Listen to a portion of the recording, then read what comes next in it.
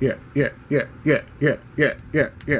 Back once again, Trey, with another Fish Out of Water podcast.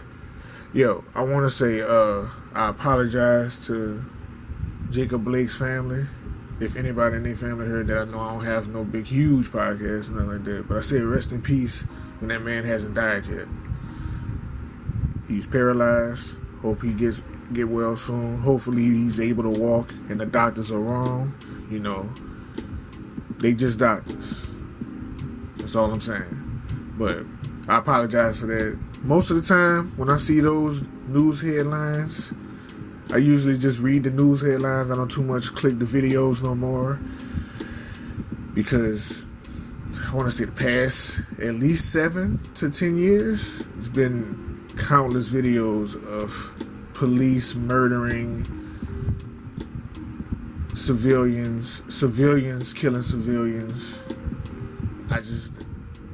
I'm done seeing that. Like, then I come from the rotten.com era, and you know, it's another video that used to just show death all the time. Like, they used to be on VHS. I can't think of the name of it. I spoke on it on another video. But yeah, I'm cool. When I see another police murder here, then they had one in Louisiana, in the city I used to live in, at a store I used to go to every day. Like, I used to stop there all the time. Killed that man. He got shot, I think, 11 times. Right? So, because they thought he was armed. But then I also see a video with another Caucasian male with an AK-47 in his hand, and he walks right past the police, and they go get him and arrest him later. Just don't make sense. Movie-wise, I watched a movie called Acts of Violence. Had Bruce Willis, Mike Epps. That's the most familiar faces that I knew. It's some other familiar faces, a couple of them that I recognize, but I don't know them by name. I just know them by face. But Bruce Willis was Bruce Willis, you know, cop, disgruntled cop, going through it because the law is not on his side. The law is not on his side. He's realizing the law has failed him as a detective. But Mike Epps is the actual sexual trafficker. He has a gang of women kidnapped and locked up and chained to like furnaces and apartments, and he's trying to ship them with crates. It's hard to watch. If you're sensitive to like domestic abuse and any kind of violence towards women, this is not the movie to watch. I can tell you that much. Stay away from it if you don't like that, because it's definitely hard to watch with putting the women in the crates, and the way they speaking about those women is rough. It's not. Don't watch it if you're sensitive towards it. I'm just letting you know now, because you're gonna hate that damn movie. But if it's something that you can sit through and you like action with a heartfelt story, being that the brother-in-law is going after his sister-in-law that was kidnapped. They all ex-veterans. They've been, I think they was Rangers or something like that. They go get their weapons, you know. It's cool. Straightforward. The movie not long. It's an hour, 50 minutes maybe, 40 minutes. If you cut off the credits, probably an hour and 30 minutes. So yeah, not that long of a movie. Easy to watch. Acts of Violence on Netflix. Check it out. As a battle rap fan, and if you're not a battle rap fan, this is probably like the part where you might want to skip, but I'm going to talk about this for a minute because I am a battle rap fan. You're going to catch me in Math Hoffers, Read Between the Lines chats, Black Compass Media's chat rooms, they live chats when they have their podcasts. Three Letterman, me and Three Letterman speak all the time. We kind of DM each other. We speak on Twitter a lot. You know, I'm pretty familiar with the culture. So hearing about Avocado was disappointing. I wasn't angry. It didn't really shock me.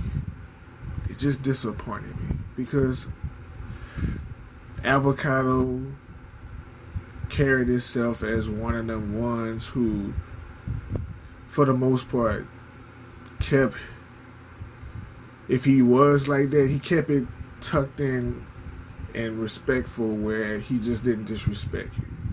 I never felt all the way comfortable with him just because he always seemed that way, but he kept it where you wouldn't, where it wasn't showing.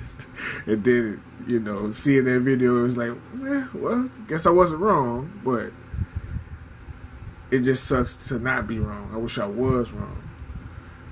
The dude that he was talking with, his name is 24/7. I never heard of him. Now the two dudes who was actually saying the extra racist shit that he was toasting and agreeing with, those two dudes now, they should get like punched in the face. Like, somebody is gonna watch where you walk around in the wrong places. I'm just saying, the way the internet is and the way the internet is built these days, people are gonna try to punch you just to record it.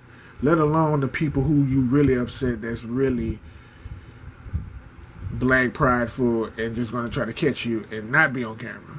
You kind of want to be caught on camera if I'm just saying.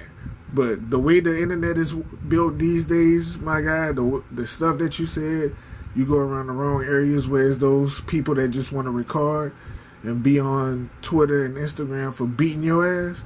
You got to watch that. Around 100 employees of the NBA office in New York City reportedly went on strike Friday to support efforts by the NBA and WNBA players to promote racial justice. They sent a letter to Adam Silver and Mark Tatum saying, "We believe the NBA, its leadership, and the Board of Governors unequivocally have the leverage to do more to address combat police brutality and systematic racism in this country." 100 people went on strike. It's getting real, man. Like, they really not playing out here with nobody, and that's in New York. I'm not surprised though, especially with somebody like James Dolan, or whatever his name is, Mr. Dolan, as their. I'm surprised everybody ain't been shut down on Dolan. But craziness. And Russell Wilson will be back Game 5. They need him. I hate to say it. Obviously, they need him because Chris Paul and the Thunder. Chris Paul is out for blood. And I called it soon as he got traded to the Thunder, I said, why would y'all trade him in the same conference? I'm trading him to the East. I don't want no parts of Chris Paul as possible because Chris Paul seemed like he can hold a grudge. And that's what it looks like. That's what it looks like he's going on. He's holding that grudge against y'all, and he's coming for blood. Period. He's not playing no games. So I'm pretty sure James Harden, the frustration he showed on the bench that last game, I know he's happy to have Russell back and get some of that help that he desperately needs. Because in the playoffs, you can't do it by yourself. You better ask LeBron James. Can't do it by yourself. Not right now. Not anymore. The competition is stiffer now with the Jazz being who they are.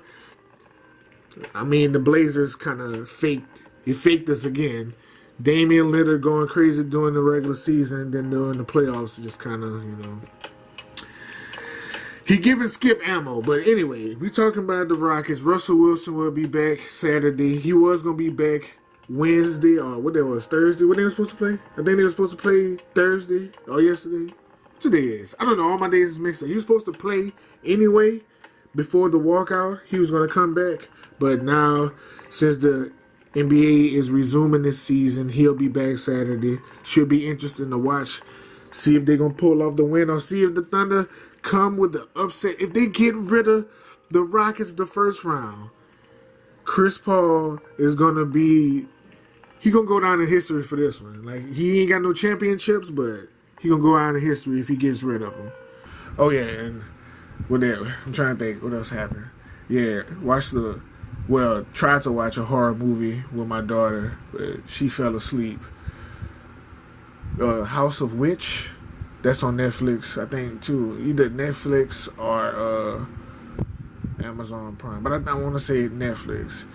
Not that great of a horror movie, but it's a good horror movie to watch with a kid my age, like my daughter's age. She's gonna be 12. 12 to 17. It's a cool little movie to watch. It's a lot of making out in there, so that gets a little weird because they just extra make out a lot on the movie a lot. So, but other than that, she fell asleep on it. That's all I'm saying. I don't know. And another night without the NBA, man. I miss it already. I enjoyed it when it came back, but I understand what they trying to, the statement they trying to make. We just not gonna keep on fueling this economy, because that's what all it's really about. It's not necessarily that people not gonna be able to watch basketball. That's not gonna be a life-stopping thing in a normal person's life. It's the fact that they giving the owners a tap on the pockets, the commercials, the advertisement. Look, it's a lot of money invested in this. It's a lot of money invested in us. We willing to lose money out of our pockets also, because they also hurting their own pockets. Also think about that before you start thinking about these corporations and these owners and the advertisers and everybody else's pockets. This is going to hurt their pockets too, believe it or not. Trust me. But hopefully it come. I mean, they say it's coming back. Then they talking about now the NFL. Will the NFL players sit out the whole season? Like, it's getting crazy, y'all. It's getting crazy. We're seeing things we've never seen before. 2020 has been unbelievably crazy. Like, unbelievably different. Shocking.